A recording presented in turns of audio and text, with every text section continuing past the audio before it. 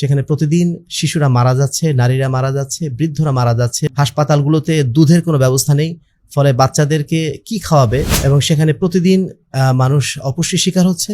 প্রতি 3 জনে 1 জন সেখানে অন্তত একদিন না খেয়ে থাকছে। সবচেয়ে নিকৃষ্টতম বিষয় হচ্ছে এই যে মাত্র 20-30 কিলোমিটার দূরেই হাজার হাজার ট্রাক অপেক্ষমান রয়েছে, অথচ তাদেরকে ঢুকতে দেওয়া হচ্ছে না একদিকে, এবং সেখানে খাদ্যবস্তু নষ্ট হচ্ছে। কয়েক সপ্তাহে প্রায় 1000 মানুষ মারা গেছেন যারা শুধুমাত্র ত্রাণ সামগ্রী নিতে এসেছিল। তার মানে পরিস্থিতি কতটা নির্মম অবস্থায় পৌঁছেছে। কিছু দাতব্য কার্যক্রম চলমান রয়েছে, বিশেষ করে আমরা সেখানে কিছু অর্থ পাঠানোর সুযোগ পাচ্ছি বিভিন্ন সংস্থার মাধ্যম দিয়ে, যদিও সেখানে খাদ্যবস্তুর দাম প্রচন্ড রকম বেশি। আহলে হাদিস আন্দোলন বাংলাদেশ, আসুন পবিত্র কুরআন ও সহিহ হাদিসের আলোকে জীবন গড়ি। আসসালামু আলাইকুম ওয়া রাহমাতুল্লাহি ওয়া বারাকাতুহু। বিসমিল্লাহ, আলহামদুলিল্লাহ, ওয়াসসালাতু ওয়াসসালামু আলা রাসূলিল্লাহ ওয়া আলা আলিহি ওয়া সাহবিহি ওয়া মান ওয়ালা। সম্মানিত দর্শক শ্রোতা মণ্ডলী, আপনারা সকলে অবগত আছেন বিশ্বের সবচেয়ে নির্যাতিত জনগোষ্ঠী গাজাবাসীর উপর দিয়ে বর্তমানে অত্যাচারের যে স্টিম রোলার চলমান রয়েছে, তার মধ্যে যুক্ত হয়েছে দুর্ভিক্ষের প্রচণ্ড যাতনা।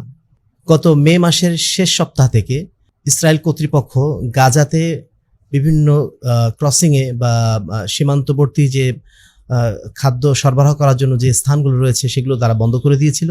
ফলশ্রুতিতে প্রায় 3 মাস যাবৎ গাজার মধ্যে কোনো ধরনের কোনো খাদ্যবস্তু ঢোকে নাই। ফলশ্রুতিতে বর্তমানে সেখানে পরিপূর্ণ একটি দুর্ভিক্ষের পরিবেশ তৈরি হয়েছে, এবং সেখানে প্রতিদিন মানুষ অপুষ্টির শিকার হচ্ছে। প্রতি 3 জনে 1 জন সেখানে অন্তত একদিন না খেয়ে থাকছে।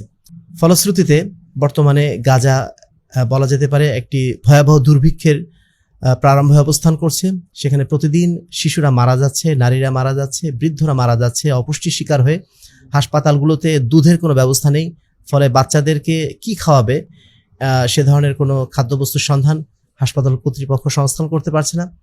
জাতিসংঘের প্রেসিডেন্ট তিনি জানিয়েছেন যে বর্তমানে আধুনিক বিশ্বে প্রায় 23 লাখ মানুষ যেভাবে ভয়াবহ দুর্ভিক্ষের মুখোমুখি হয়ে রয়েছে, এটা একেবারেই নজিরবিহীন। সাম্প্রতিক বিশ্বের ইতিহাসে এ ধরনের কোনো নজির পাওয়া যায় না।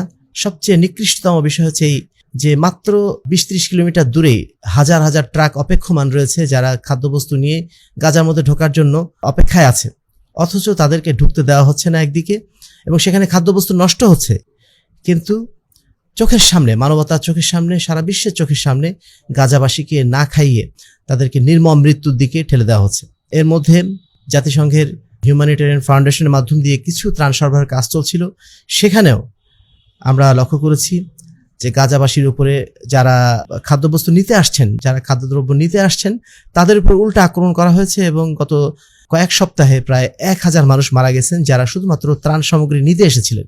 তার মানে পরিস্থিতি কতটা নির্মম অবস্থায় পৌঁছেছে আপনারা বুঝতেই পারছেন। সম্মানিত দর্শক শ্রোতা মণ্ডলী, এর মধ্য থেকেও কিছু দাতব্য কার্যক্রম চলমান রয়েছে, বিশেষ করে আমরা সেখানে কিছু অর্থ পাঠানোর সুযোগ পাচ্ছি বিভিন্ন সংস্থার মাধ্যম দিয়ে, যদিও সেখানে খাদ্যবস্তুর দাম প্রচণ্ড রকম বেশি। 1 কেজি বেগুনের দাম সেখানে $20, অর্থাৎ প্রায় বাংলাদেশি টাকায় 2000 টাকার মতো, এবং সেখানে আটা বা অন্যান্য বস্তুর দামও অনেক বেশি, মানে এত বেশি সেটা চিন্তাই করা যায় না। তো তারপরেও তাদের তো খেয়ে দিয়ে বাঁচতে হবে।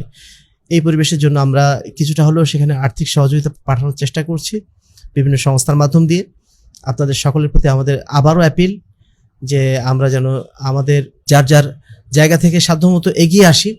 আমরা প্রতিদিন যা খাচ্ছি সেখান থেকে কিছুটা হলেও আমাদের বাজেট কমিয়ে আমাদের ফিলিস্তিনি ভাইদের জন্য যেন আমরা রাখার চেষ্টা করি, এবং তাদের প্রতি আমরা যেন সহানুভূতিশীল হওয়ার চেষ্টা করি।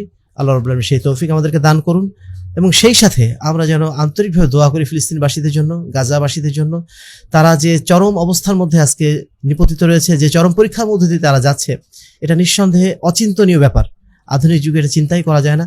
আমরা তাদের জন্য আন্তরিকভাবে দোয়া করি আল্লাহ রাব্বুল আলামিন তাদেরকে এই মহাপরীক্ষা থেকে যেন রেহাই দেন, এবং তাদের মধ্যে যারা মারা গিয়েছেন তাদেরকে যেন শহীদ হিসেবে কবুল করে নেন, এবং যারা এখনো বেঁচে আছেন আল্লাহ রাব্বুল আলামিন তাদেরকে যেন সুস্থতা এবং নিরাপত্তার সাথে যেন বেঁচে থাকা যেন তৌফিক দান করেন, এবং ইসরায়েলের ভয়াবহ সেই আগ্রাসন থেকে আল্লাহ রাব্বুল আলামিন তাদেরকে যেন রক্ষা করেন। আমরা কুনুতে নাজিলের মাধ্যম দিয়ে হোক বা যেভাবে হোক না কেন, এবং ইসরায়েল সহ যারা তাদের বিরুদ্ধে এই ধরনের নৃশংস একটা আগ্রাসন চালাচ্ছে তাদের জন্য আমরা অন্তঃস্থল থেকে বদদোয়া করছি। তাদেরকে যেন আল্লাহ রাব্বুল আলামিন দুনিয়া এবং আখিরাতে লাঞ্ছিত করেন, তাদের এই জুলুমের হাতকে যেন আল্লাহ রাব্বুল আলামিন ধ্বংস করে দেন।